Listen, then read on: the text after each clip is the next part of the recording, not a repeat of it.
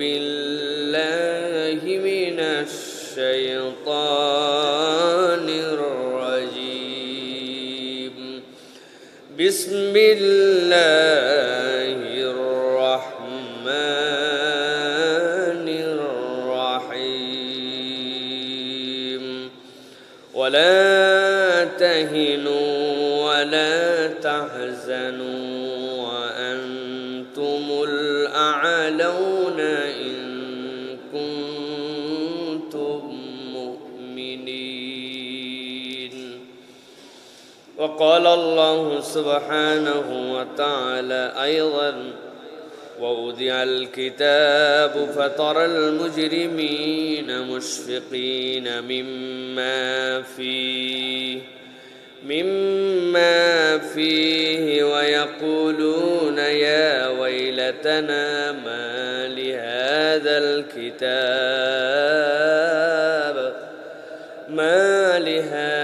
الكتاب لا يغادر صغيرة ولا كبيرة إلا أحصاها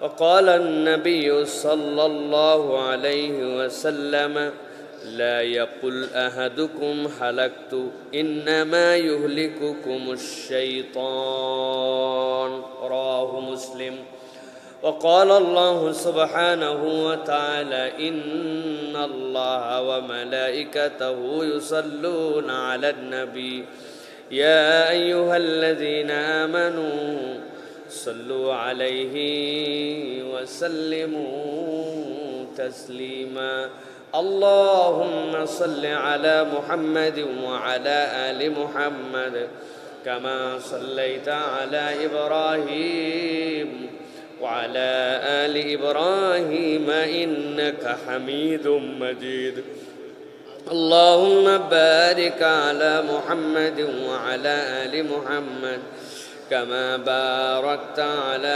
إبراهيم وعلى آل إبراهيم إنك حميد مجيد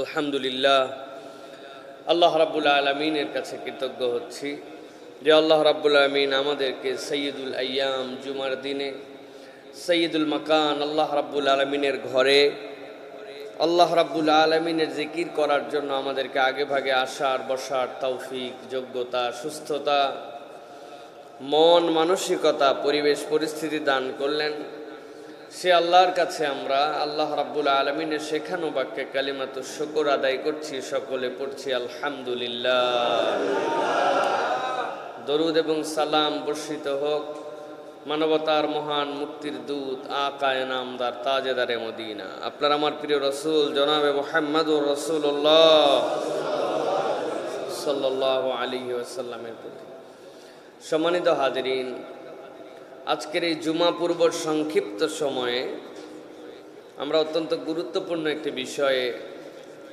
কথা শুনব সেটি হচ্ছে বর্তমান সমাজে ছোট থেকে বড় তরুণ যুবক বৃদ্ধ ধর্মকর্ম বেশি করেন কম করেন তালেব এলেম ওস্তাদ ইমাম খতিব মুয়াজ্জিন সরকারি কর্মকর্তা বেসরকারি কর্মকর্তা ব্যবসায়ী সব শ্রেণী পেশার মানুষের মধ্যে একটি কমন জিজ্ঞাসা হচ্ছে বা কমন অনুভূতি হচ্ছে নিজেদেরকে আমরা উজ্জীবিত রাখতে পারি না।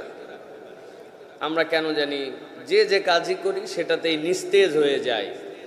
নিজেদেরকে যে উজ্জীবিত করা, নিজেদেরকে চেয়ার আপ করা, নিজেদেরকে চার্মিং নিয়ে যাওয়া, এইটার ক্ষেত্রে আমাদের ভাটা পড়ে।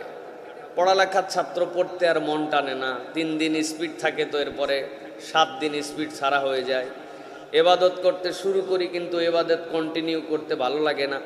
প্রত্যেকের মধ্যে কম বেশি আমাদের এই জড়তা, আমাদের এই স্পিডহীনতা, আমাদের মধ্যে নিজেদেরকে চাঙ্গা করে রাখার যে মানসিকতা, এই জায়গাতে আমাদের প্রত্যেকের কম বেশি ল্যাকিংস এবং আমাদের একটা দুর্বলতা আছে কি না ভাই? যাদের নাই আজকের খুতবা তাদের জন্য নয়, তারা ঘুমায় পড়তে পারেন, আপনাদের কোনো টেনশন নেই। কিন্তু যাদের আছে আমাদের এরকম, আমি সহ আমি নিজেই চিন্তা করেছি যে বিষয়ে আসলে কোরআন এবং হাদিস কি বলে। কম বেশি এক সপ্তাহের মতো চিন্তা, আল্লাহ রাব্বুল আলামিন এরপরে কোরআন এবং হাদিস থেকে 11টি এরকম পয়েন্ট পেয়েছি যে যেইটা যদি আমাদের জীবনে একটা মালার মতো গাঁথা থাকে, তাহলে এই মানুষ সার্কেলে কখনো কখনো ওই যে একটা মালা যেরকম ধাক্কা দিলে এইটার পিঠে এসে পড়ে, তারপরেরটা পরে, তারপরেরটা পরে, সার্কেল অব্যাহত থাকে। এই 11টা বিষয়ের সাথে সে যদি নিজেকে টাচের মধ্যে রাখতে পারে, ইনশাআল্লাহ ওই মানুষকে আল্লাহ রাব্বুল আলামিন উজ্জীবিত রাখবে। বয়স সবার একরকম থাকবে না। আমি যে গতিতে দৌড়াতে পারবো, 80 বছরের একজন মুরব্বী হয়তো সে গতিতে দৌড়াতে পারবেন না, কিন্তু দৌড়াতে পারবেন এরকম একটা যেন অবস্থান মানুষের মধ্যে থাকে, পঙ্গু যেন না হয়ে যায়। এইটুকু কনফার্ম করার জন্য ইবাদতে, আল্লাহ রাব্বুল আলামিনের দিকে আকর্ষণে, নিজের জীবনকে সামনের দিকে নিয়ে যাওয়াতে এই 11টা পয়েন্ট আমরা যদি একটু মনে রাখি, জানা জিনিস, জাস্ট আমি আবার আপনাদের জন্য একটু সম্পাদনা করে স্মরণ করে দেওয়ার জন্য চেষ্টা করব। তাহলে আজকে আমাদের জুমা পূর্ব আলোচনার টাইটেল হচ্ছে নিজেকে উজ্জীবিত রাখতে কোরআন হাদিসের আলোকে 11টি বিষয় নিজের জীবনে যুক্ত করতে হবে। শুনে মনে হচ্ছে যে কেমনি 11টা বিষয় মনে রাখবো, কিন্তু আপনি একটু খেয়াল করলে দেখবেন এগুলো সব আমাদের সাথে জড়িত। জাস্ট আমি আপনাদের জন্য একটু সামারি করে দেব, খুব সংক্ষিপ্তভাবে আপনাদের কাছে কিছু কথা বলতে চাই। নিজেকে উজ্জীবিত রাখার জন্য প্রথম পয়েন্ট যেটা, সেটি হচ্ছে আমাদের মনের মধ্যে একটা হতাশা আসে, বিভিন্ন কিছু নিয়ে আমাদের মধ্যে হতাশা আসে। এই হতাশার স্রষ্টা হচ্ছে শয়তান।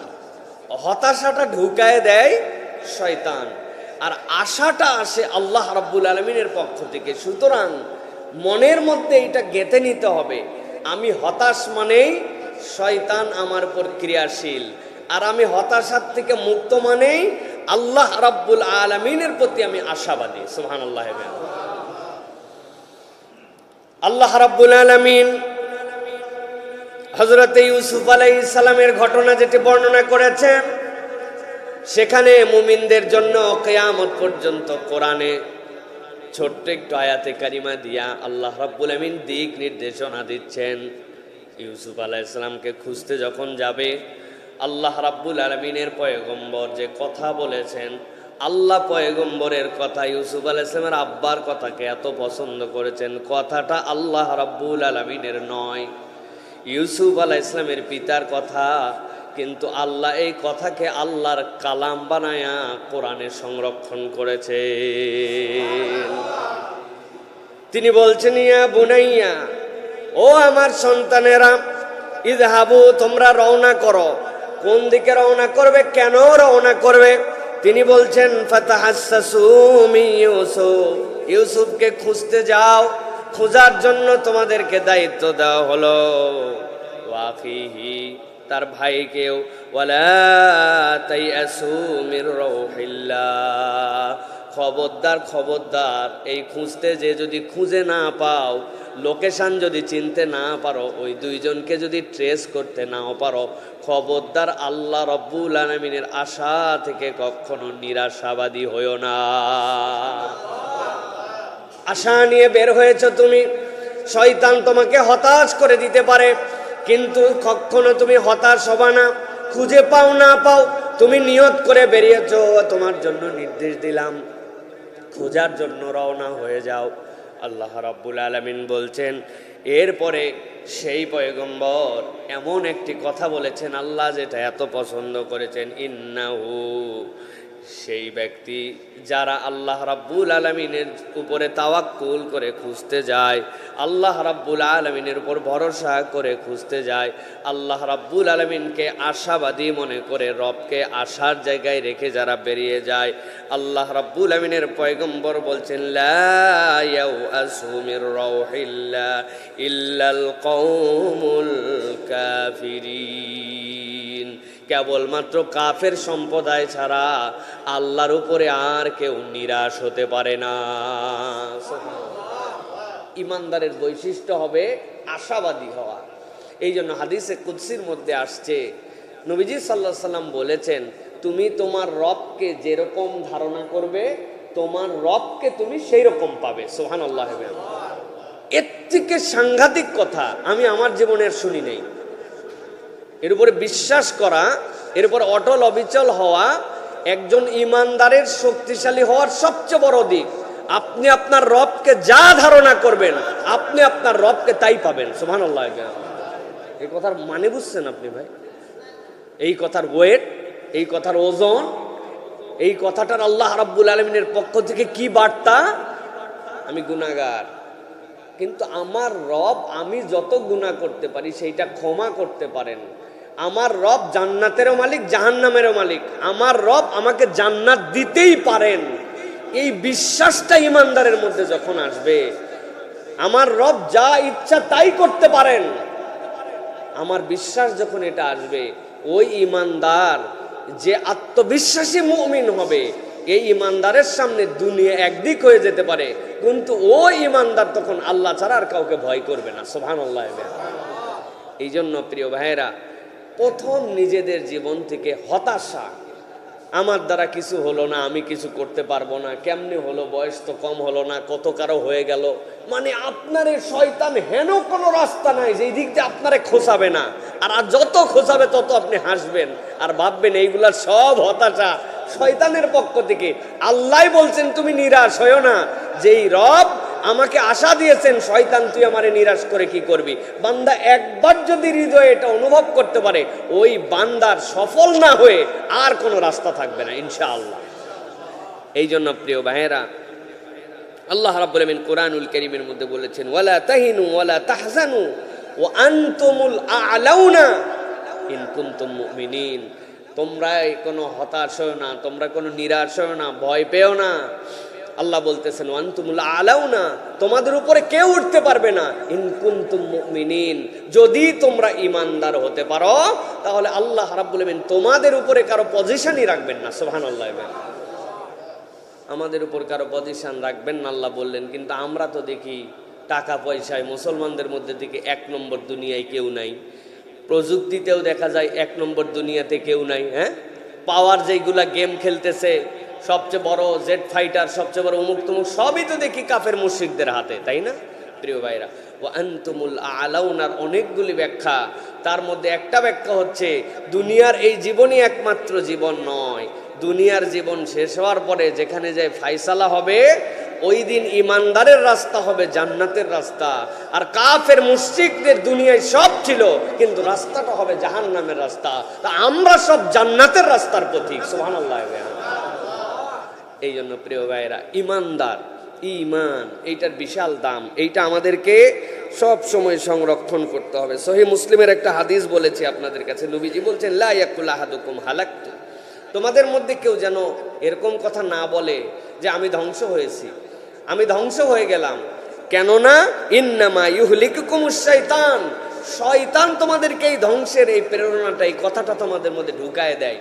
আপনি কেমনে ধ্বংস হবেন? আমি তো নিজেকে ধ্বংস করারও মালিক না, ধ্বংস হওয়ারও মালিক না।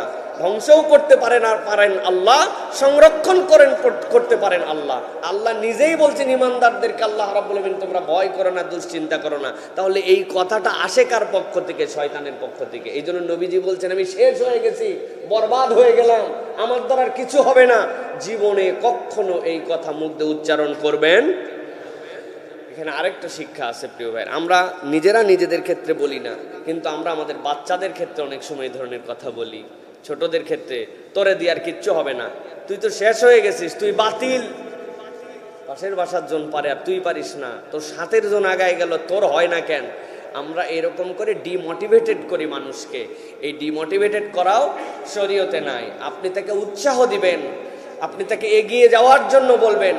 নেগেটিভ জিনিস মানুষের জীবনে অনেক সময় প্রভাব পড়ে। আপনি কি জানেন নবী করিম সাল্লাল্লাহু আলাইহি ওয়াসাল্লাম কতগুলি নাম রাখতে মানা করেছেন? এর মধ্যে একটা নাম হচ্ছে সফলতা। আপনি নাম রাখছেন একজনের, এই সফলতা আছে, কয় না সফলতা নাই। আসলে তো সফলতার নাম, এই জন্য এই যে সফলতা তার নাম রাখছেন আপনি। সফলতা আছে, কয় সফলতা নাই।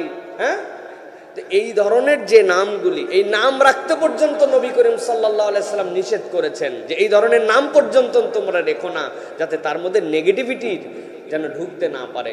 এই জন্য প্রিয় ভাইরা, 1 নম্বর নিজেদের জীবনে শপথ নিতে হবে যে আমি ইমানদার, আমি হতাশ হব না, আমার ভরসার জায়গাটা হবে আল্লাহ। ভরসার জায়গা কোন জায়গা?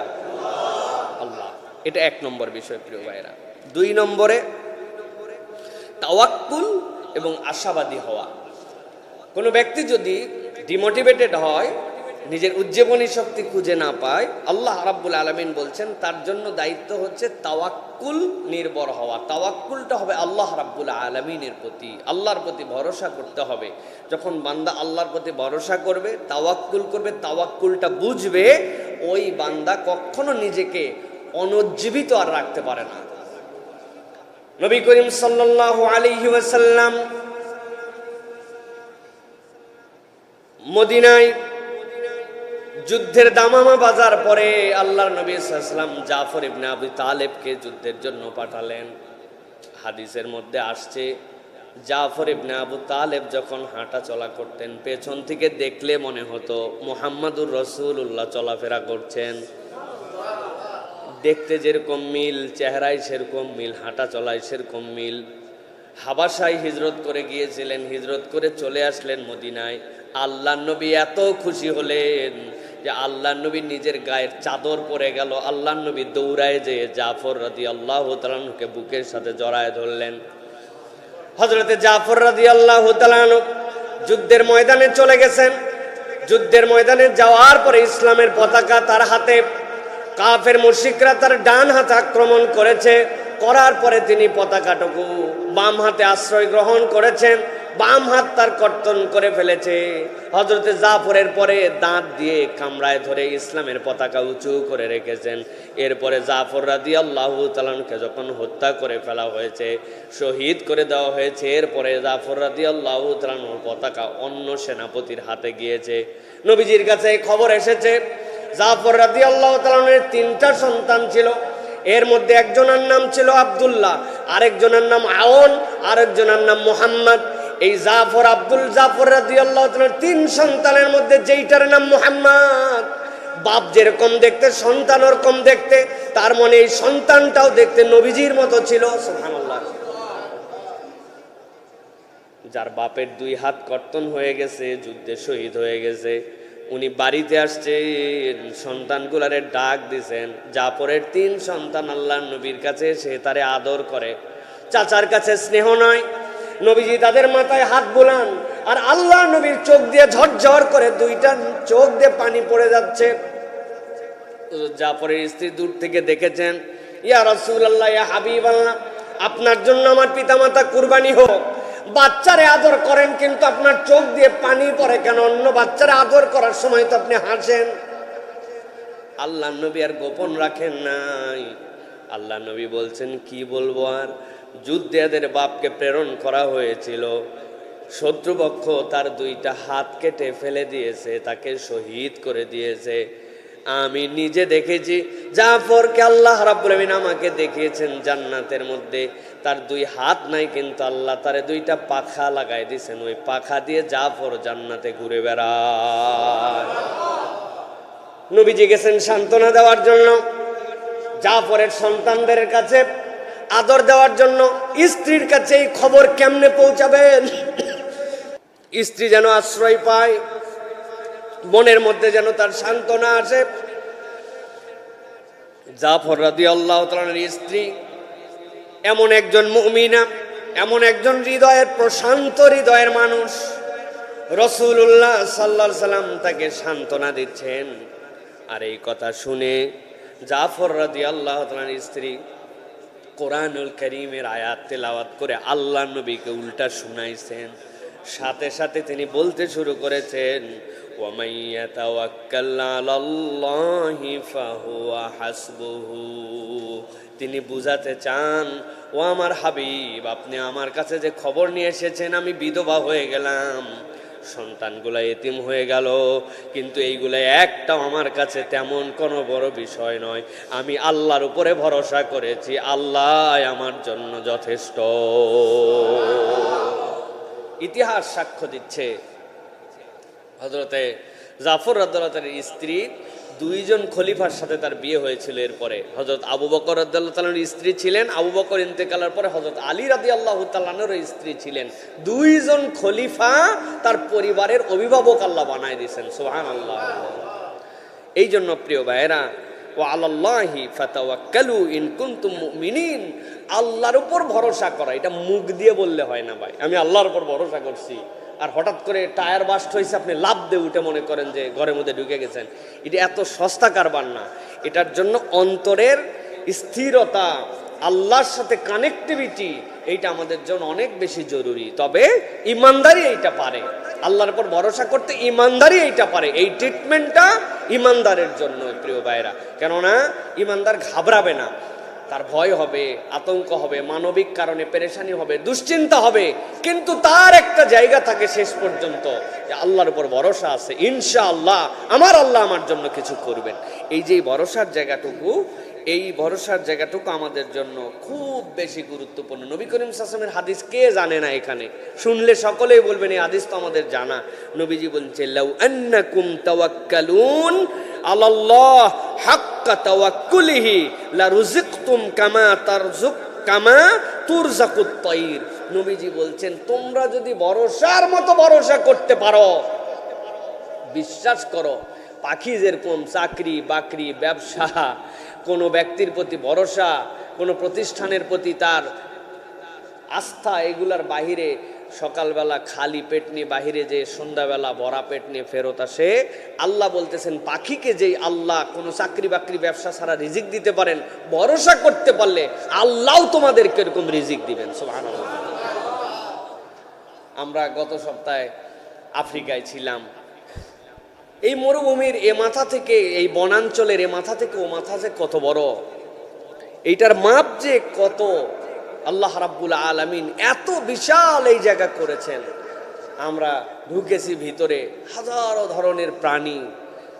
ভাগ্য আমাদের সাথে সেই দিন আল্লাহ দেখাবেন, এই জন্য এই লক্ষ লক্ষ প্রাণীর মধ্যে থেকে সিংহ শিকার করে। তিনটা তার ফুটফুটে ছানা আমরা দেখলাম একদম গাড়ি থেকে সর্বোচ্চ 10-15 হাত দূরে। এই তিনটা ছানা চুপচাপ বসে আছে এক জায়গায়। ওদেরকে ইচ্ছা করলে ধরা যায়, এরকম বুলবুলি সাইজ, ছোট কেবল। আর তার মা শিকার করতে গেছে যে একটা জেব্রাকে ধরে ফেলছে, ধরে সেইটাকে সে ছিঁড়লো, ফাড়লো, খাইলো, দাঁত দিয়ে টেনে তাকে নিয়ে গেল। এই যে ইকো সার্কেল, ওই বাচ্চা তিনটা জানে যে তার মা তার জন্য শিকার করে নিয়ে আসবে। হাজারো ধরনের পাখি ঘুরতেছে, প্রাণী ঘুরতেছে, প্রত্যেকের খাদ্য। না কেউ আবাদ করছে, না কেউ চাষাবাদ করছে, না কোনো চাকরি বাকরি আছে, না কারো পিএফ আছে, প্রভিডেন্ট ফান্ড, কিচ্ছু নাই। প্রত্যেকের খাদ্য আল্লাহ রাব্বুল আলামিন দিচ্ছেন, খাচ্ছে। আল্লাহ রাব্বুল আলামিন তাদের জন্য ব্যবস্থা করতেছেন। আল্লাহর নবী শুধু এই কথাটুকুই বলছেন যে তুমি একটা পাখিও দেখতে পাবে না, সকালবেলা বেরিয়ে যায়, সন্ধ্যাবেলা এরকম টাইট হয়ে থাকে পেট ধরে। কোনোদিন দেখেন একবার এই জায়গাটা টাইট, আর কিচ্ছু নেওয়ার মতো নাই।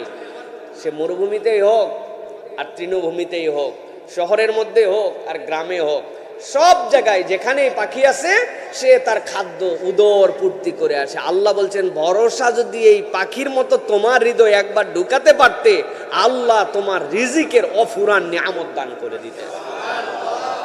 এই জন্য ভরসাটা ভরসা করার মতো করতে হবে, কেবল মুখের কথাই নয়, অন্তর থেকে ভরসাটা সৃষ্টি করতে হবে আমাদের প্রিয় ভাইরা। এটা গেল 2 নম্বর। 3, আমরা উজ্জীবিত হব কিভাবে? 3 নম্বর হচ্ছে নামাজে আমাদের জন্য শান্তি এবং হতাশা থেকে মুক্তি দেয়।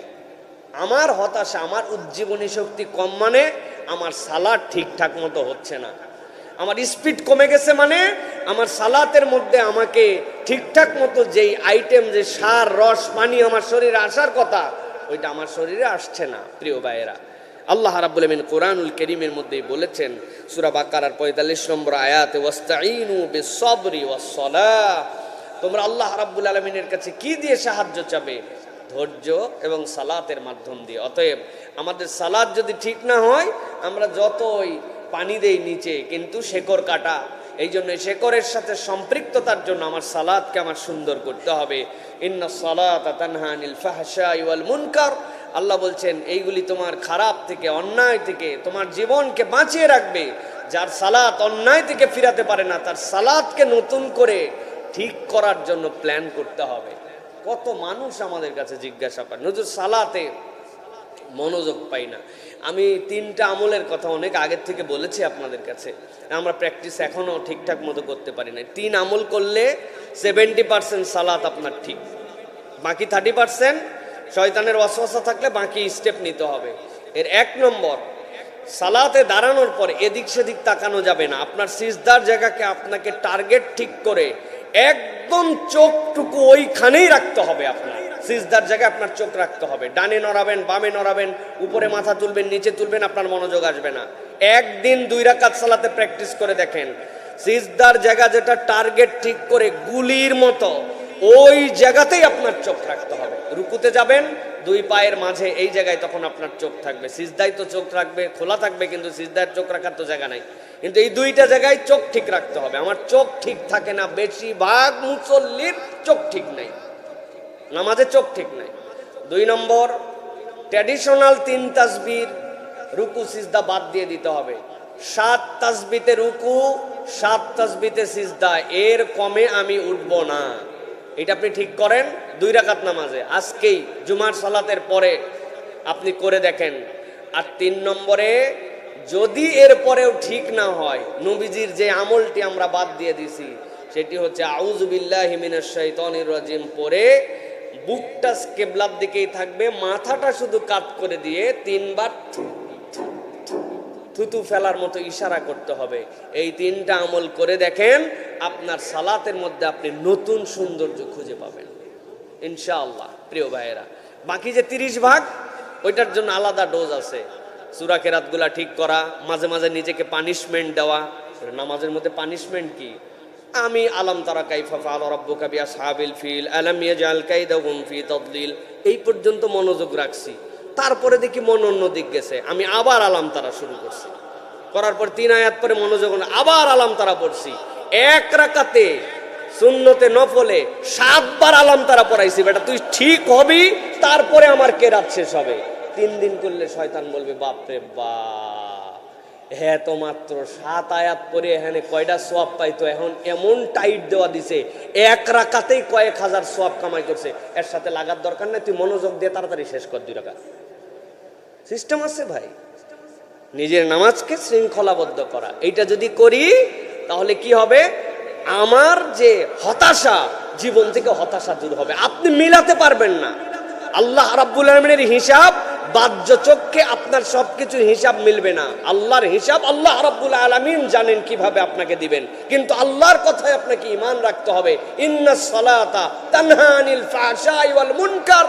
ওই ফাহশার মুনকার কেবল মিথ্যা কথা, বাজে কথা এটা না, ওইটা অন্তরের যে নিরাশাবাদী চিন্তা, অন্তর যে স্থিরতা হয় না, অন্তর উজ্জীবিত হয় না, আল্লাহ এই খারাপটাও আপনার অন্তর থেকে সালাত দ্বারা দূর করে দেবেন ইনশাআল্লাহ। প্রিয় ভাই, এই জন্য আল্লাহ বলছেন ওয়াস্তাঈনু বিস-সাবরি ওয়াস-সালাহ, তোমরা আল্লাহর কাছে এইটার দ্বারা সাহায্য চাও। আল্লাহ বলছেন এইটা সাহায্য চাওয়ার তোমার মাধ্যম, এটা তোমার জন্য। আর সাথের মধ্যে আরেকটা কথা আছে, সুন্নত এবং নফল যেগুলো আমাদের আছে, এইগুলা রুকুতে সিজদাতে আল্লাহ রাব্বুল আলামিনের কাছে চাইতে হয়, আল্লাহর কাছে সাহায্য প্রার্থনা করতে হয়। দোয়া মাসনুন এগুলা পড়ার পরে বাংলা ভাষায় আপনি আল্লাহর কাছে তাহাজ্জুদের দোয়ায় বলেন, যা চান তাই বলেন আল্লাহর কাছে। বান্দা যখন এই সালাতের মাধ্যম দিয়ে চায়, আল্লাহ তখন ওই বান্দাকে দিয়ে দেন। সুবহানাল্লাহ ওয়া বিহামদিহি।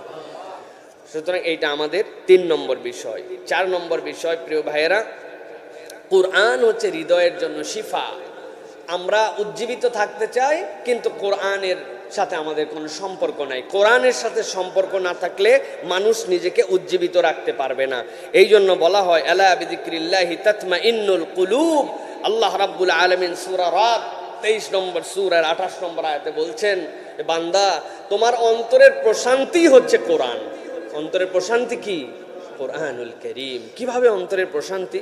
মুফাসসিরিনে কেরাম ব্যাখ্যা করেছেন, একটা শুধু আপনাদেরকে বলি। কোরআন কোনো সৃষ্ট বিষয় নয়, কোরআন হচ্ছে কালামুল্লাহ। কোরআন আল্লাহর কালাম, কোরআন আল্লাহর বানানো না, কোরআন কি আল্লাহর কালাম। জাস্ট সিম্পলি আপনি চিন্তা করেন, আমার রব যেটা কালাম কথা হিসাবে বলেছেন, আমি কি নরাধম, আমি কি আল্লাহর গোলাম, যে আমাকে আল্লাহ কি যোগ্যতা দিলেন যে আল্লাহর কালামটুকু আমার ঠোঁট দিয়ে আমি উচ্চারণ করতে পারি, পড়তেছি আমার ঠোঁট দিয়ে, কিন্তু কথাটা আমার আল্লাহ। সুবহানাল্লাহ।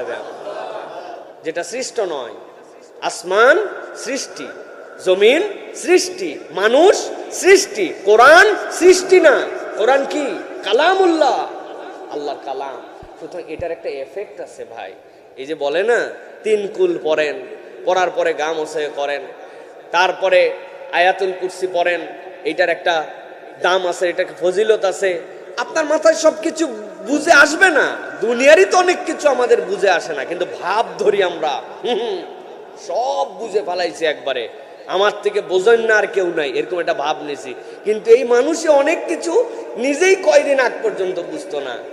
ভাইরে বললাম, ভাই তাকানো মাত্র বুঝছে, উনি এইখানে সুইচগুলো অফ করে দিছে। ও ভাই, ওইখানে সুইচ অফ করলো আর এই ফ্যান বন্ধ হয়ে গেল, মনে হয় ব্যাপার না, তাই না? কিন্তু এটা 20-30 বছর আগে এটা যদি বলতো, তাহলে বলতো হুজুরে মাথা নষ্ট হয়েছে, তাছাড়া ওই জায়গায় চাপ দিয়ে এটা কেমনে বন্ধ করতে বলে। এখন আমরা বুঝে ফেলছি জন্য আমাদের কাছে এটা খুব সহজ আইটেম হয়ে গেছে। আমি আফ্রিকার থেকে আমার বাচ্চাদেরকে বাঘ দেখাচ্ছি, আমার বাচ্চাদেরকে আমি ওই জায়গা থেকে লায়ন দেখাচ্ছি, এই দেখো মা, আমার থেকে 10 হাত দূরে লায়ন, বাবা তোমার ভয় লাগতেছে না? কিন্তু একবার কল্পনা করতেছে না যে হাই রে হাই, কি প্রযুক্তি যে ওই জায়গার থেকে 7 সমুদ্র 13 নদী পার করে, হ্যাঁ, 15,000 মাইল দূরে বাংলাদেশের এক নিভৃত গ্রামে দেখতে পাচ্ছি, শুয়ে গেছে, গায়ে শুয়ে গেছে। কিন্তু এইটা যদি 10-15-20 বছর আগে বলা হতো, মানুষে পাগল বলতো, ঠিক কিনা ভাই? তা আপনি আপনার সেন্সেই এইটুকু কেবল আবিষ্কার করার কারণে আপনার কাছে আর ওইটা আইটেম মনে হয় না। আর আল্লাহ রাব্বুল আলামিন বললেন শিফাউল লিমা ফিস সুদূর, কোরআন পড়ো, 3 কুল পড়ো, গা মোছে করো, এই ওজিফাটা 33 বার পড়ো, নামাজের পরে এই ওজিফাগুলি করো, আয়াতুল কুরসিটা পড়ো, এইটার দ্বারা এই ফায়দা হবে। আপনি বলতেছেন 3 বার পড়লে কি, 7 বার পড়লে কি, পরে পানিতে ফু দিলে কি, মানে গায়েই বাঁধে না আমাদের কাছে। যদি গায়ে না বাঁধে তাহলে তো আল্লাহ রাব্বুল আলামিনের ঠেকা পড়ে নাই যে আপনার জন্য এফেক্ট করানোর। এই জন্য কোরআন হচ্ছে শিফাউল লিমা ফিস সুদূর। আপনি যদি 10 মিনিট প্রতিদিন কোরআন না পড়েন, কোরআনের আয়াতের সাথে আপনার কানেকশন না থাকে, আপনি তো ইস্তিমিত হবেনই হবেন, আমল চলে যাবে, অন্তর মরে যাবে। এই জন্য অন্তরকে বাঁচায় রাখতে হলে কোরআনের সাথে সম্পর্ক রাখতে হবে। এর কোনো বিকল্প নাই, এর কোনো বিকল্প চিন্তাই নাই। আমার এমফিলের সাবজেক্ট ছিল যেটি comparative religion, Munshi Mohammad Meherullah analytical study. উনার জীবনের অনেক ডিবেটের কথা আমরা শুনেছি। বিখ্যাত ব্যক্তিত্ব ছিলেন। 1903 সাল, আজ থেকে 120 বছর 22 বছর আগে এই মানুষ যদি এই যশোর, খুলনা, ফরিদপুর এই বেল্টে আল্লাহ রাব্বুল আমিন প্রেরণ না করতেন, তাহলে এই বেল্টটা খ্রিস্টান অধ্যুষিত জনপদ হয়ে যেত। এক ব্যক্তির প্রচেষ্টায় পুরা আমরা ইমানের এই সিলসিলা পেয়েছি। উনি বিভিন্ন ডিবেট করতেন, মেঠো ডিবেটের উত্তর উনি মেঠো ডিবেট দিয়ে দিতেন। উনি কখনো কোরআন হাদিস দিয়ে মেঠো প্রশ্নের উত্তর দিতেন না। এক লোক ফরিদপুর মেডিকেল ফেল, ওনার কাছে আসছে যে হুজুর পানি পড়া দেন। উনি পানিতে ফু দিয়ে দিছে। এক হিন্দু দেখছে, দেখে বলছে হায় হায়, মেডিকেল ফেল, হ্যাঁ। আর উনি দূর থেকে ছু ছু ছু 3টা পানির মধ্যে মারি, এটা কি কাজ হয়? এর কোনো প্রমাণ আছে যেটাতে কাজ হয়? উদামিস একটা ফু দিয়ে দিলেন। তো উনি বলছেন যে এটার প্রমাণ আছে। আগামীকালকে আমার যশোর দরাটানায় একটা মাহফিল আছে, ওই মাহফিলে আপনি আসবেন, ওইখানে আপনাকে প্রমাণটা দিব। হাজার হাজার লোক, হিন্দুই বেশি আসছে আরো, যে এই যে ফু দিলে কাম হয়, এটা নাকি মাহফিলে প্রমাণ করে দেখাবে। তো মানুষের কাছে বিরাট বড় ব্যাপার না, যেটা প্রমাণ করে দেখবে। এটা লোক ভরা, সব লোক উপস্থিত, স্টেজ ভর্তি, সেই পণ্ডিত, ব্রাহ্মণ বাবা একদম বসে আছে। হুজুর আসে না, অনেকক্ষণ পরে হুজুর আসছে, লোকজন হই হই। হুজুর যখন আসছে, হুজুর স্টেজে উঠার পরেই হাতের মধ্যে পায়ের খরম নিছে, নিয়ে দূরে তাকায় দেখে স্টেজের আরেক মাথায় ওই লোক, যেই লোক বলছে প্রমাণ করলে বসে আছে, বলছে আপনারা দেখে তো আমার মেজাজটা পুরো চইটে গেল, মনে হলো আপনারা ঠাস ঠাস 2টা ভর মজলিসে লাগাই দেয়। কি লাগাই দেয় তাই বলে নাই, কিন্তু হাতে খরম আছে, যারটা সে বুঝে নিছে কি লাগানোর কথা বলছে। এখন এই চিন্তা করছে আমি আসছি প্রশ্নের উত্তর নিতে, আর হুজুর আমার এমন অপমান করলো এত লোকের সামনে। এই লোক ফর্সা মানুষ, চোখ লাল হয়ে গেছে, কপালের এই জায়গা তো কাঁপতেছে, ইজ্জতে লজ্জায়, মানে এক অবস্থা খারাপ। বলছে আপনি মুখ সামলায় কথা বলেন। বলে কি এর মুখ সামলায় কথা বলে? আবার কথা বলে ঠাস ঠাস দুটো লাগাবো। এক কথায় দুই কথায় এ বসার থেকে উঠে দাঁড়ায় গেছে, আমার এত বড় বেইজ্জত করে। খানিকক্ষণ পরে বসায় উনি মাইক নিছে, নিয়ে বলছে প্রিয় উপস্থিতি, এই হাজরান মজলিসের সামনে উনি আমার থেকে 15 থেকে 20 হাত দূরে। আমি উঠার পরে খালি বলছি ঠাস ঠাস দুটো লাগাবো, কি লাগাবো বলছি, বলছে না। কিন্তু উনি তাহলে লাল হয়ে গেল। আবার খানিকক্ষণ পরে যখন গরম বেশি হয়েছে তখন বলছে আবার দুইটা লাগাবো। উনি স্টেজ থেকে উঠে দাঁড়ায় গেল। ওনার থেকে আমার ডিস্টেন্স কত? প্রায় 10-15 হাত। আমার মুখের ছোট্ট একটা ঠাস ঠাস লাগাই দিব। এই কথা বলার কারণে উনার লাল চেহারা যদি এরকম হয়ে যায়, উনার কপাল যদি ঘেমে যায়, আরেকবার বলার কারণে বসা মানুষ যদি দাঁড়ায় যায়, ডিস্টেন্স আমার 10-15 হাত, তাহলে আমার আল্লাহর কালাম করে পানিতে ফু দিলে কাজ হবে না। এই ব্যাককল বলে কেমনে? শিফা উল্লিমা ফিস সুদূর, এর মধ্যে কি আছে আমরা জানি না। সব খুঁজে নিলাম, কেবল কোরআন থেকে দূরে সরে গেলাম। আমরা হুজুররা পর্যন্ত কোরআনের মাসাব ছুঁয়ে পড়ার যে বরকত, এটা আমরা পড়ি না, অথচ এটা আমাদের ওজিফা। নিজেকে যদি উজ্জীবিত রাখতে চাই, আপনাকে অবশ্যই কোরআনুল কারীম পড়তে হবে, কোনো বিকল্প নাই। আরে কিসের মানে বোঝেন আর না বোঝেন, মানে না বুঝলেও কাজ হবে আপনার। অন সবাই পড়তে জানে না, কিন্তু সুইচ চাপ দিলে ফ্যান অন হয়ে যায়। পড়তে পারলে ভালো, অর্থ জানলে আরো ভালো, এটা জানা উচিত। কিন্তু তাই বলে পড়া ছেড়ে দিতে পারবেন না। একদল আছে শয়তানি বুঝ দিছে, অর্থই বুঝো না, উদামিসা পড়ে কি হবে, আছে না? এটা শয়তানের ভাই। আপনার অর্থ জানতে হবে, অর্থ বুঝতে হবে, কিন্তু কোরআন অর্থ না বুঝে পড়লেও ফায়দা হবে ইনশাআল্লাহ। আল্লাহ রাব্বুল আলামিন এই জন্য এই কোরআন থেকে আমাদেরকে শিক্ষা নেওয়ার তৌফিক দান করেন। প্রিয় ভাইয়েরা, এটা আমাদেরকে উজ্জীবিত রাখার, এটা হচ্ছে 4 নম্বর। দীর্ঘ হয়ে যাচ্ছে। 5 নম্বর হলো দোয়া। হতাশা ভাঙার সবচেয়ে বড় মাধ্যম হচ্ছে দোয়া। ইমানদার দোয়া ভুলে গেছে। আল্লাহ রাব্বুল আমিন বলছেন উদউনি আস্তাজিব লাকুম, সূরা গাফির 40 নম্বর সূরার 60 নম্বর আয়াত। উদউনি আস্তাজিব লাকুম, তোমরা আমার কাছে চাও বান্দা, আমি তোমাদেরকে দিয়ে দিব। সুবহানাল্লাহি বিহামদি। বান্দা আল্লাহর কাছে চায় না, এই জন্য আল্লাহ রাব্বুল আমিন দেন না। আল্লাহ কুরআনুল কারীমে সূরা নমলের মধ্যে বলেছেন আম্মা ইউজিবুল মুত্তাররা ইযা দাআ, কে আছে তিনি ছাড়া যখন বান্দার প্রয়োজন হয় তার কাছে চাইলে কেবলমাত্র তিনিই দিতে পারেন। প্রিয় ভাইয়েরা, এই দোয়ার ব্যাপারে আমার একটা বোল্ড কনসেপ্ট, যেটা আমি সব সময় বলি, ইমানদার আল্লাহর কাছে চাওয়ার ক্ষেত্রে সবচেয়ে বেশি যেইগুলা দিয়ে চাবে সেটা হচ্ছে রব্বানা এবং রব্বি। এই দুইটা দোয়া দিয়ে বান্দা যখন আল্লাহর কাছে চায়, আল্লাহ ওই বান্দাকে ফেরত দিতে লজ্জাবোধ করেন। বলবেন হুজুর কেমনে? আমি উদাহরণ দেই আপনাদের জন্য, যে একজন মন্ত্রী সাহেব, তার একজন পিএস নিয়োগ দিবে, পেপারে বিজ্ঞাপন দিয়েছে এই যোগ্যতা লাগবে। হ্যাঁ, হঠাৎ করে তার বোন তাকে ফোন করছে ওই মন্ত্রীর, যে ভাই রে, তোর ভাই তো যা যা যোগ্যতা চাইছিস তার থেকে বেশি সরকারি পাবলিক ইউনিভার্সিটির থেকে পড়ালেখা করে গ্র্যাজুয়েশন করে বসে আছে, হুদামিসা তুই তোর ভাগিনাটারে বাদ দিয়া তুই নিয়োগ দেওয়ার জন্য উমুকরে ডাক দিলি, এটা কোনো কথা হলো? ওই বোন, আমি তো খেয়াল করি নাই, তবে সরকারি নিয়োগের একটা প্রক্রিয়া আছে, চাইলে আমি আমার ভাগনাকে নিয়োগ দিতে পারি না, তবে আমি যেহেতু তার মামা, এই চাকরি তার মিস নাই, আবেদন করতে বল। বুঝে থাকলে বলেন তো ভাই। বড় বোনের সাথে তার ছেলের ব্যাপারে ছোট ভাই মন্ত্রী যদি বলে চাকরি তার মিস নাই, এই চাকরি হতে পারে কিনা? আবেদন করার আগে ওই ভাগিনা মামার কাছে গেছে, মামা আবেদন কেমনে করা লাগে, এটা সবচেয়ে সুন্দর প্রক্রিয়া কি আমি তো জানি না, আপনি একটু বলে দেন, আমি একটুখানি দয়া করে আবেদনটা লিখি। তো ব্যাককল, এত পড়ালেখা করে কি করলি, এখন তারপরে আইসিস আমার কাছে দরখাস্ত লেখার জন্য? রাগ করুক যাই করুক, মামার কাছে আবদার, বলছে লেখ, তাড়াতাড়ি লেখ। বরাবর মন্ত্রী বিষয় পিএস নিয়োগের জন্য আবেদনপত্র, বলতেছে কে ভাই? কথা বলেন, বলে কে? মামা, মন্ত্রী। আবেদনটা যাবে কার কাছে? মন্ত্রীর কাছে। বুঝলে থাকবে বলেন, চাকরি মিস হবে তো না? খানিকক্ষণ পরে ভাগিনা বলছে, আপনি কন আর আমি লেখি, কি বানান লেখি, কি ভুল করি। মামা একটু রাগ করেন না মামা, আপনি একটু লেখা দেন তো। এখন মামা লিখতেছে বরাবর মন্ত্রী কার কাছে লিখতেছে, কে চাকরিটা দিবে, কেটা? আমি আমার ভাষায় বলি ভাই, এই চাকরি মিস হওয়ার সম্ভাবনা নাই, হতেও পারে।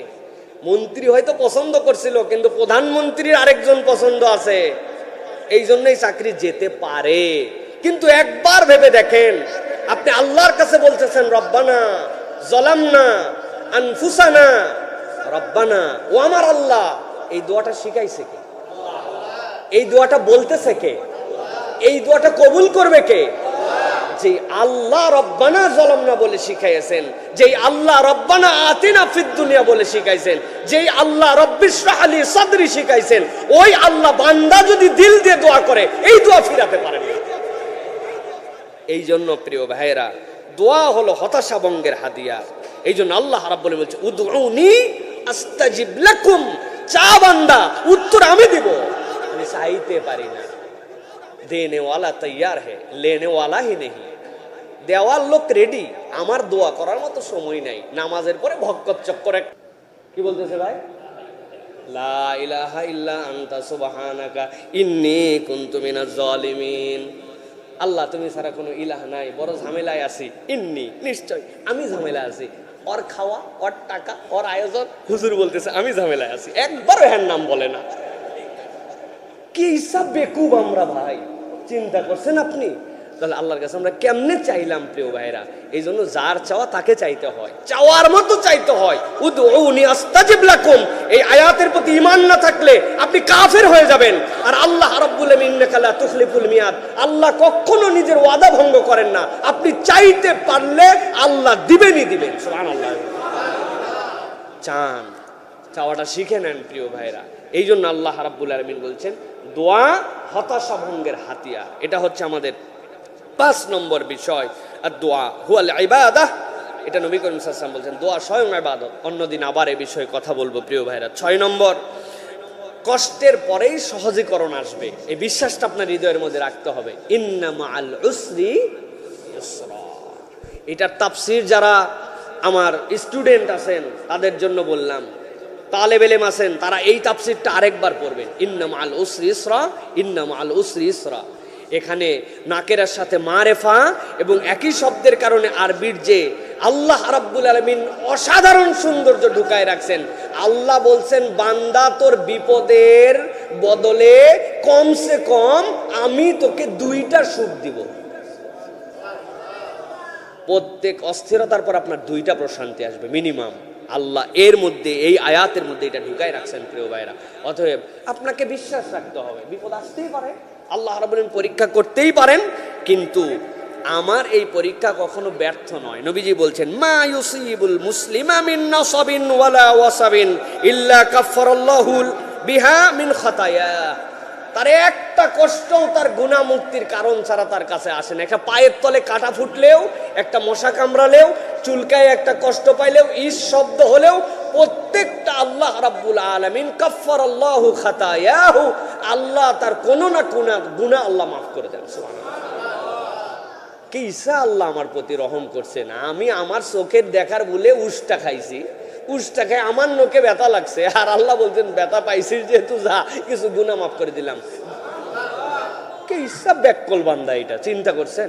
নিজে নিজে ধাক্কা খাইছে, না দেখে নিজে নিজে এক জায়গায় উষ্টা খায়, কপাল নিচু আছে, তুই দেখা ওঠ না, ওইটাই কপালে লাগায় কপাল ফুলাই বলছে। আল্লাহ বলছে কপাল তো ভুলে গেছে, ব্যথাও তোমার বান্দা পাইছে, কিন্তু ইস যে করছিল, কপাল যে ফুলছিল, কিছু গুনাহ আর মাফ করে দাও। সুবহানাল্লাহি বিহামদি। এই জন্য আল্লাহ রাব্বুল আলামিনের প্রতি ভরসা রাখতে হবে। কষ্ট আছে, সুখ আসবেই। কে বলছেন এইটা? কে বলছে? আল্লাহ। এই বিশ্বাস আমাদেরকে রাখতে হবে প্রিয় ভাইরা। 7 নম্বর, সালফে সালেহিনদের শিক্ষা। 2 জনের কথা বলবো। ইমাম ইবনে আহমদ ইবনে হাম্বল বলছেন যে আল্লাহর প্রতিশ্রুতিতে আস্থা রাখে সে কখনো ভেঙে পড়ে না। আমি আল্লাহর দেওয়া প্রতিশ্রুতিতে আস্থা রাখছি যে রব্বুল আলামিন আমার কষ্ট দেওয়ার মালিক, সুখ দেওয়ার মালিক। আল্লাহ রাব্বুল আলামিন কষ্টের পরে সুখ দেন। এই প্রতিশ্রুতিতে যে আস্থা রাখে সে কখনো ভেঙে পড়ে না। আর ইমাম ইবনুল কাইয়ুম বলছেন মুমিন প্রতিটি পরীক্ষাতে সুযোগ খোঁজে। বুঝছেন বিষয়টা? আমার উপর যে পরীক্ষা যাচ্ছে, আমি সুযোগ খুঁজতেছি আমি কতটুকু আল্লাহর কাছে চলে যাব, আল্লাহ রাব্বুল আলামিনের প্রতি আমার ভরসা আরো বেড়ে যাবে। প্রত্যেক পরীক্ষাতে মুমিন সুযোগ খোঁজে যে আল্লাহ রাব্বুল আলামিন আমার জন্য এটা বিরাট বড় করে রিওয়ার্ড দিয়ে দিবেন, বিরাট বড় করে আমার জন্য ফিরাই দিবেন। তবে এগুলো বলা সহজ ভাই, কিন্তু বাস্তবতার সাথে মিলানো জীবনে অনেক কঠিন। যাদের সন্তান মারা যায় ছোটবেলায়, এটা বলা সহজ, কিন্তু এই সময় হৃদয়কে ঠিক রাখা বিরাট কঠিন ব্যাপার। এই হৃদয়টা ভিন্ন রকম হৃদয়। এই হৃদয়টা তৈরি করার জন্য এই মালাগুলার একটা সম্পর্ক রাখবে, এই মালা গাঁথার একটা সম্পর্ক লাগবে, একটার সাথে আরেকটার সম্পর্ক লাগবে প্রিয় ভাইরা। এই জন্য আল মুমিনুল কওয়িয়্যুন খায়রুন ওয়া আহাব্বু ইলাল্লাহ, যেই মুমিনটা শক্তিশালী, প্রত্যেক মুমিনের মধ্যে খাইর আছে, কিন্তু যেই মুমিন শক্তিশালী মুমিন, শারীরিক মানসিক প্রেসার নিতে পারে, আল্লাহ রাব্বুল আলামিনের কাছে অধিক পছন্দনীয়। এই জন্য আমাদেরকে আল্লাহ রাব্বুল আলামিনের কাছে শক্তিশালী মুমিন হিসাবে উপস্থাপিত হওয়ার জন্য চেষ্টা করতে হবে প্রিয় ভাইরা। 8 নম্বরে কর্মমুখী জীবন। জীবন যদি কর্মমুখী না হয় তাহলে উজ্জীবিত হবে না এই জীবন। আল্লাহ কোরআনুল কারীমের মধ্যে বলছেন, ফাইদা ফারাগতা ফানসাব, যখন তোমার কাজ শেষ হয়ে যাবে ইবাদত বন্দেগী, তখন তুমি রিজিকের তালাশি করো। আল্লাহ রাব্বুল আলামিন সিরু ফিল আরদ, আল্লাহ বলছেন এই জমিনে তুমি বের হও। ফাইদা কুদিয়াতিস সালাহ ফান্তাশিরু ফিল আরদ, তুমি বসে থেকো না, তুমি কর্মমুখী একটা জীবন না তালাশ করার জন্য চেষ্টা করো। কয়দিন আগে কোন এক লোকের জন্য সাক্ষাৎকার করলাম, এই লোকের নাম ভুলে গেছি, তো সে বলতেছে আমারে যদি কোনো চাকরি করার জন্য 10 লাখ টাকা বেতন দেয় তাও আমি আমার ব্যবসা ছাড়বো না। আপনি কি এর ব্যবসা করেন? ডাবের ব্যবসা করি, ডাব কেটে মানুষকে খাওয়াই ভ্যানে করে। কই 10 লাখ টাকা দিলে ছাড়বেন না? কই ওইটার সকাল সন্ধ্যা ডিউটি আছে, ওইটার হিসাব কিতাব আছে। আল্লাহ প্রত্যেকদিন ডাব বিক্রি করে আমার 2000 টাকা দেয়, মাসে 60,000 টাকা ভ্যানের উপরে ডাব বিক্রি করে 1 টাকাও কাউরে না দিয়া কষ্ট করে এই যে জামা কাপড় কালা হয়ে গেছে, এইটা আমার ডাব কাটা জামা, আমি এই কামাই করি, এইটা থুয়ে আমি কি দুঃখে পেরেশানির মধ্যে যাব? 8টার সময় উঠতে হবে, 5টায় বের হবে না, আবার ওভার টাইম করা লাগবে, তার থেকে বিদায় হলে ছুটির জন্য দরখাস্ত করতে হবে, অসুস্থ হলে অসুস্থ শরীর নিয়েও বেতন বাঁচানোর জন্য যাওয়া লাগবে। আমার দোকান আমার ব্যবসা, আমি চাইলে করি না চাইলে না করি, 10 লাখ টাকা দিলেও আমি করব না। এটা কি ভাই? এটা হচ্ছে ফাইদা কুদিয়াতিস সালাহ ফান্তাশিরু ফিল আরদ, আল্লাহর জন্য নিজেকে ডেডিকেটেড করে দেওয়া। অমুক চাকরি না হলে আমি করব না, তুমুক পজিশন না হলে আমি যাব না। লেটস স্টার্ট, আপনি শুরু করেন, রব্বুল আলামিন আপনাকে বরকত দিয়ে দিবেন। এই জন্য আল্লাহ রাব্বুল আলামিন চাকর দেখতে পছন্দ করেন না, আল্লাহ রাব্বুল আলামিন উদ্যোক্তা দেখতে পছন্দ করেন। নবী করিম সাল্লাল্লাহু আলাইহি ওয়াসাল্লাম সাহাবায়ে কেরামকে উদ্যোক্তা বানায় দিয়েছেন। হিজরত করে আসছে, আসার পরে বলছে যা যা লাগবে সব বলো, প্রয়োজনে একটা স্ত্রীকে তালাক দিয়া তোমারে দিয়ে দেব, সম্পদ অর্ধেক তোমারে দেব। বলছে তুমি যা বলেছো পৃথিবীর ইতিহাসে এই কথা কেউ বলে নাই বন্ধু, তোমার সাথে আমার বন্ধুত্ব হয়ে গেল। নবীজি বিভিন্ন জনের সাথে বিভিন্ন জনের বন্ধুত্ব পাতায় দিয়েছেন, কিন্তু তোমার কাছে কিচ্ছু চাই না, শুধু বাজারের রাস্তাটা আমাকে একটু চিনায় দাও। বাজারে গেছেন, বাকিতে এক জায়গার থেকে পণ্য কিনছেন, কিনে নিজের দোকানদারি করছেন, করে ওইটা বিক্রি করে লাভ করে ওর বাকি শোধ করে দিয়েছেন। এই সাহাবীর জীবনে বলা হয়েছে আল্লাহ তার এই প্রচেষ্টায় এত বরকত দিয়েছিলেন, উনি যদি ধুলাও নিয়ে বসতো তাও আল্লাহ রাব্বুল আলামিন ধুলাতেও তার জন্য বরকত দিয়ে দিত। আমি আছি হুদাই খালি গোলাম হওয়ার ধান্দায়, কবে আমার কে চাকরি দিবে আমি সেই জায়গায় চাকরি করব, তারপরে আমি যাব, মানে আমার প্ল্যানের কোনো শেষ নাই প্রিয় ভাইরা। অথচ আশপাশে কত পরিবেশে কত কিছু করার মতো আমার হাতে আছে, আমি সেইগুলাই নেই না। এই জন্য প্রিয় ভাইরা আমাদেরকে উদ্যোগী হতে হবে, কর্মমুখী জীবন খুঁজতে হবে। আগে ছাত্ররা প্রাইভেট পড়াতো, এখন নাকি পড়ালেখার সময় পায় না, এই জন্য প্রাইভেট পড়ায় না, আছে না ভাই? আমরা ইউনিভার্সিটি, পাবলিক ইউনিভার্সিটিতে পড়ে বাচ্চা কাচ্চাকে পড়াইছি, আব্বার বোঝা যেন হালকা হয়, নিজের আয়ের হাত খরচটা যেন বের করতে পারি। এখন উনার রিল্যাক্সের সময়, যেইটুকু সময়, এর বাইরে উনি পড়ায় না, কাউরে শিখায় না, কারো কাছে ছাত্ররা আর পড়াতে যায় না, এইরকম মেন্টালিটিরও কিছু মানুষজন আছে প্রিয় ভাইরা। এই যে এইগুলোর থেকে আমাদের বেরিয়ে আমাদেরকে কর্মমুখী জীবন খোঁজার জন্য আমাদেরকে চেষ্টা করতে হবে। 9 নম্বর যেটা প্রিয় ভাইরা, শিক্ষা এবং দক্ষতা অর্জন করা। আল্লাহ কোরআনুল কারীমের মধ্যে সূরা জুমারের মধ্যে বলেছেন, কুল হাল ইয়াস্তাউিল্লাযীনা ইয়ালামুনা ওয়াল্লাযীনা লা ইয়ালামুন। এই দুনিয়াতে যারা চেনে জানে আর যারা জানে না, এই দুই দল এক হতে পারে না। এই জানা মানে আল্লাহকে চিনা, এই জানা মানে ইমানকে জানা। কিন্তু অল ওভার আপনি জেনারেল মিনিংয়ে যদি নেন, তাহলে যেই ব্যক্তি দক্ষ আর যে ব্যক্তি দক্ষ না, যেই ব্যক্তি শিক্ষিত আর যে ব্যক্তি শিক্ষিত না, এই দুই ব্যক্তি কখনো সমান হতে পারে না। আমরা দক্ষতা ভিত্তিক আমাদের কোনো জ্ঞান নাই। রাগ করেন না আপনারা, মাইন্ড করেন না। আমরা উগান্ডায় গেছি, উগান্ডায় এক মাদ্রাসায় গেছি। সেই মাদ্রাসায় যাওয়ার পরে সেখানে আমরা দেখেছি, বাচ্চাদের সাথে কথা বলেছি, বাচ্চাদের তিলাওয়াত শুনেছি।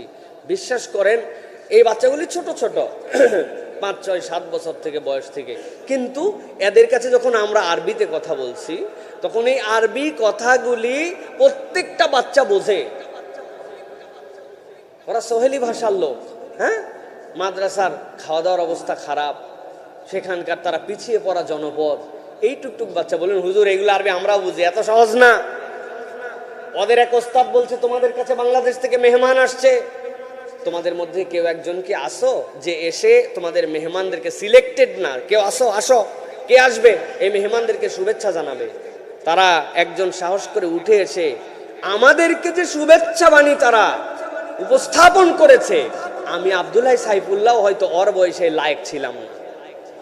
শায়েখ আহমদুল্লাহ মজা করে তাদেরকে বলছেন যে ইনশাল্লাহ ভালো করে পড়ালেখা করো, তোমাদের মধ্যে যে ভালো করবে বাংলাদেশে নিয়ে যাওয়ার পরে সুন্দরী একটা মেয়ে দেখে তারা বিয়ে দিব। এই কথা যেই বলছেন আরবিতে, পিচ্ছি পিচ্ছি বাচ্চা কাছে সব হ হ হ করে হাসতে শুরু করছে। যদি না বুঝে এইটার মানে তাহলে হাসতো তারা। ওরা খাওয়ায় দুর্বল, নানান কিছুতে দুর্বল, কিন্তু পড়ালেখায়, আরবি ভাষা, এগুলাতে সব কিছুতে আগায়, দক্ষতা তাদের মধ্যে আছে।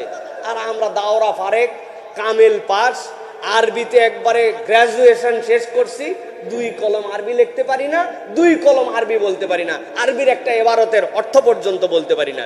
এরকম লোক তো আমাদের দেশে নাই, তাই না? ভরি ভরি ভরি ভরি আমাদের যারা আরবির কথা বলছি, আপনারা আছে খুব জোরে বলছেন। এইগুলো যেগুলো ইংরেজি পড়েন না, এগুলাও আল্লাহর দয়ায় কি পরিমাণ যে ইংরেজি পারে এটা তো আমরা বুঝি। প্রিয় ভাইরা, কাউকে ছোট করার জন্য এটা বলছি না, দক্ষতার আলাদা দাম আছে। যা শিখবো সেটা ভালো করে শেখার মধ্যে একটা আলাদা বলিষ্ঠতা আছে, যেটা আমাদের মধ্যে আল্লাহ রাব্বুল আলামিন অর্জন করতে বলেছেন। এই জন্যই আল্লাহ শিখিয়েছেন, রব্বি জিদনি ইলমা, আল্লাহ আমারে জ্ঞানকে বাড়িয়ে দাও।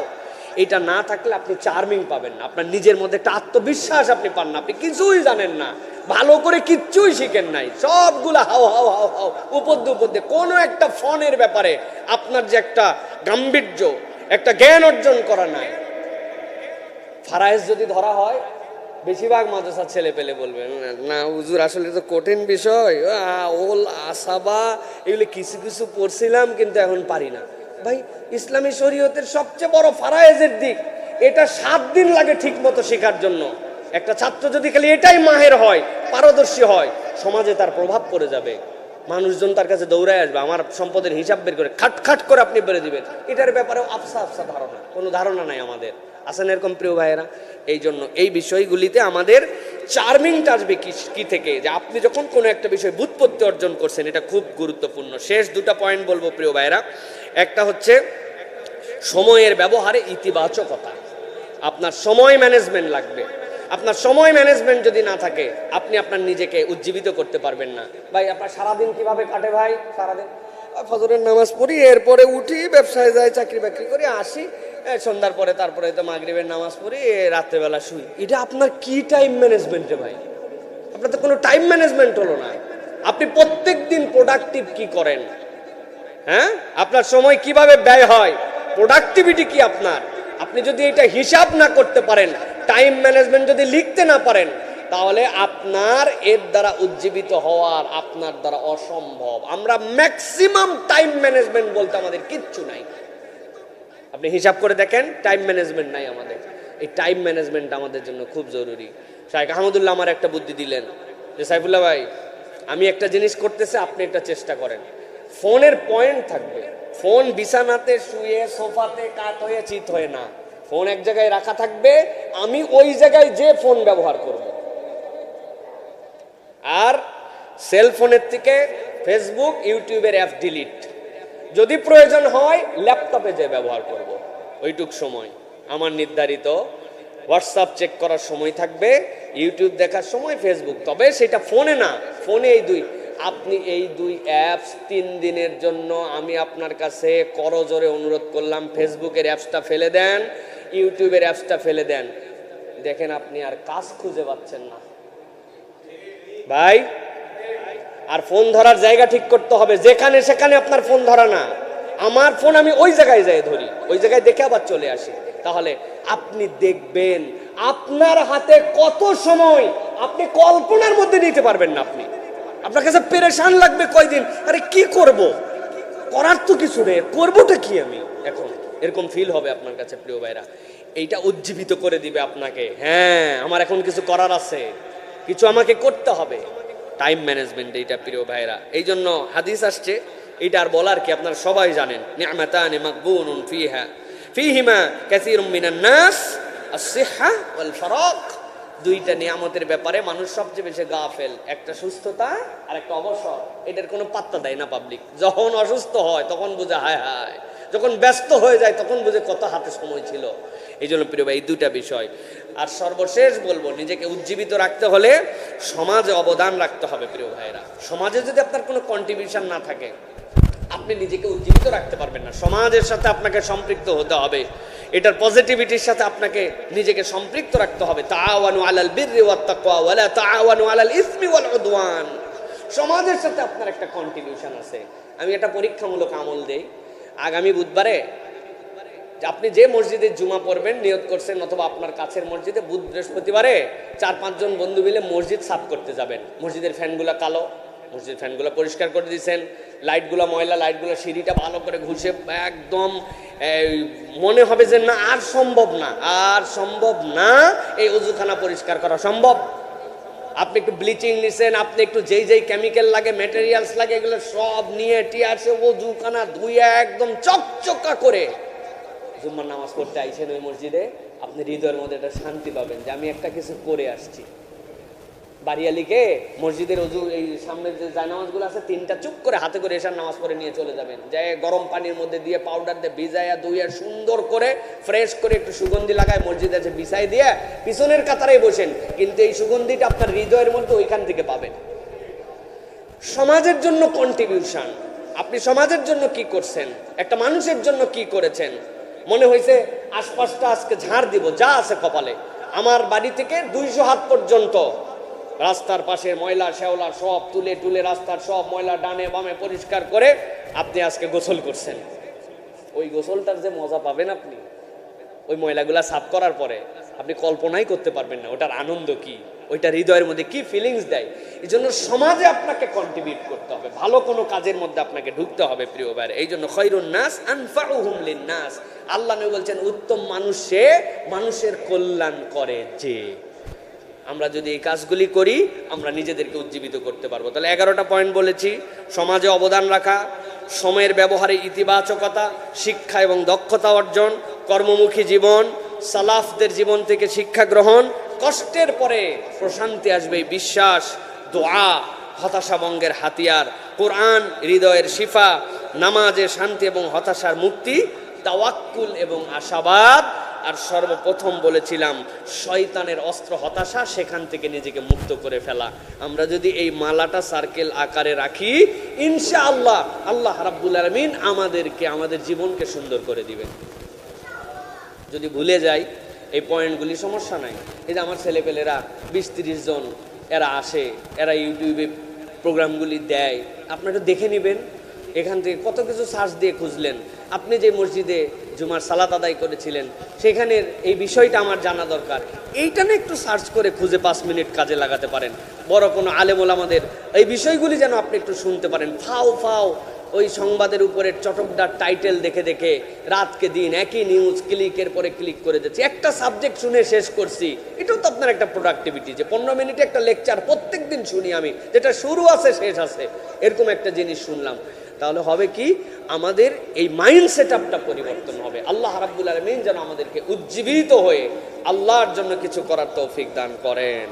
মুমিন কখনো একদম হতাশ হবে না, আল্লাহ রাব্বুল আলামিনের উপর ভরসা ছাড়া কখনো চলবে না। আল্লাহ যেন তৌফিক দান করেন।